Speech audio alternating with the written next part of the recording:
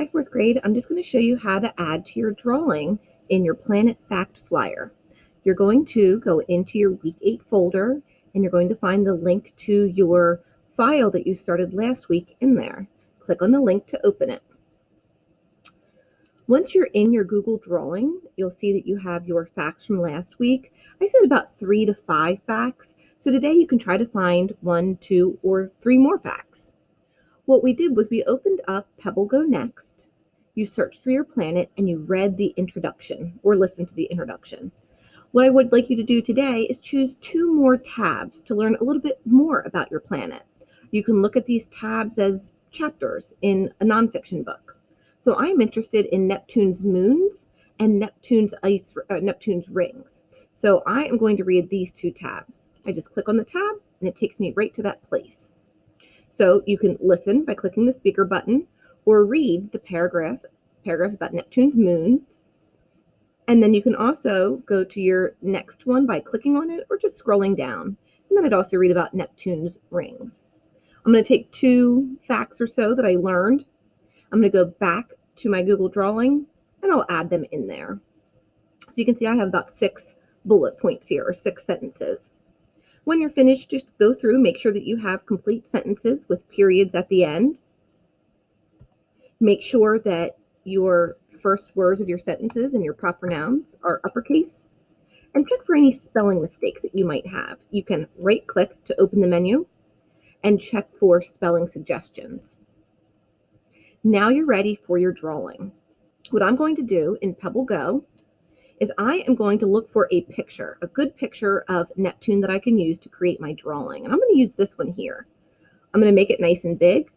You could choose to split your screen if you'd like and have this open as well as your Google Drawing.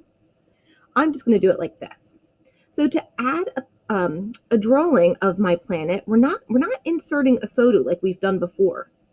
We are going to come up to the shape icon and we're going to come down to choose shapes. I'm going to very carefully scroll over and choose the oval shape. When I click on it, you're going to notice that my cursor has changed into this plus sign. It's waiting for me to click my mouse and drag, and I can draw the circular shape of my planet. So if you don't get it quite right, or it's not how you actually wanted it to be and you let go, don't worry, you can still stretch it out using the little blue handlebars here. So I'm going to make this a little bit bigger, make sure it has a nice round shape. Now, although Neptune is blue, we can see in this picture, it's not really the shade of blue I want. So I'm going to kind of jazz up my colors. And you don't have to do this. If you would like to just change your color, you can click on your circle and come up to the paint fill bucket. Now remember, if you don't have your object clicked on, you don't have a paint fill bucket. So you want to click on it, go up to this tool, and you could just choose, whatever blue shade that you like. But like I said, I'm gonna add some of these whites and darker blues into my picture. To do that, I'm gonna go to my paint bucket and I'm gonna go over to gradient. This is gonna allow me to have more than one color in my planet. So I could choose one of these to have kind of a white and a blue together, but I'm gonna come down and create a custom color. So instead of having it as a circle, radial, you need to change that to linear to get lines. And I don't want just gray and blue, so I'm going to change my color to, I think I'm going to use this color. And then instead of the dark gray color, I don't really want gray, so I'm going to change that to, I'll do another lighter blue color. And I'm also going to add a few spots in here. So this one, I'm going to change to white, and this is where you'll be able to see the line. Okay, so I'm going to go back to my Neptune planet, and I'm going to add some darker bands now too. I'll click on this one, and I think I'll add a dark blue, and that'll add some interesting, almost like texture to my planet. I'll add another white or gray color here, and I think that's good. I'm going to stop with my gradient colors and see what it looks like. Pretty cool. Another thing I noticed about Neptune is that it has this storm here called Scooter and this great dark spot. I think I'd like to add that to my picture. And again, this is optional. You could stop at just the color, but if you want to show off some of the different features of your planet, so if your planet has rings, I'll show you how to draw rings. So I'm going to do Scooter, that little storm, well, big storm actually. I'll make that white. And I could even label it if I wanted to.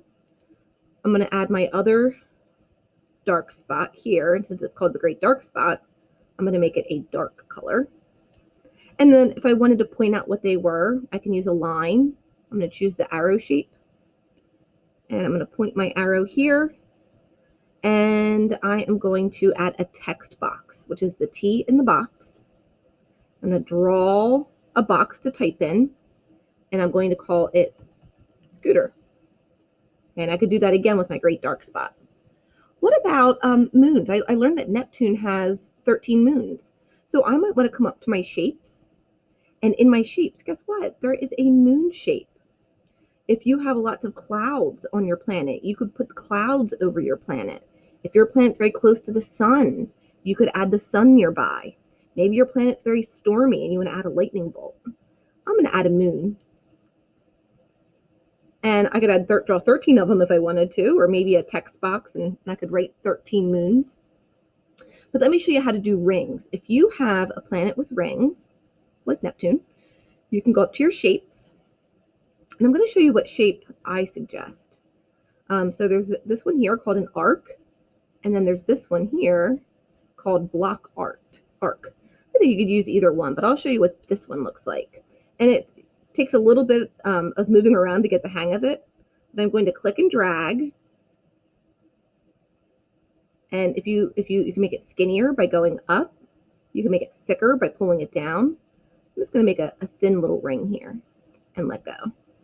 And if you're not happy with the way that turned out, you could delete it using your delete key and start over. If it's upside down and you want it to be the other way, you can spin it around. That little blue dot. Whoa. There we go. That looks better. And you can change the color again with your fill bucket.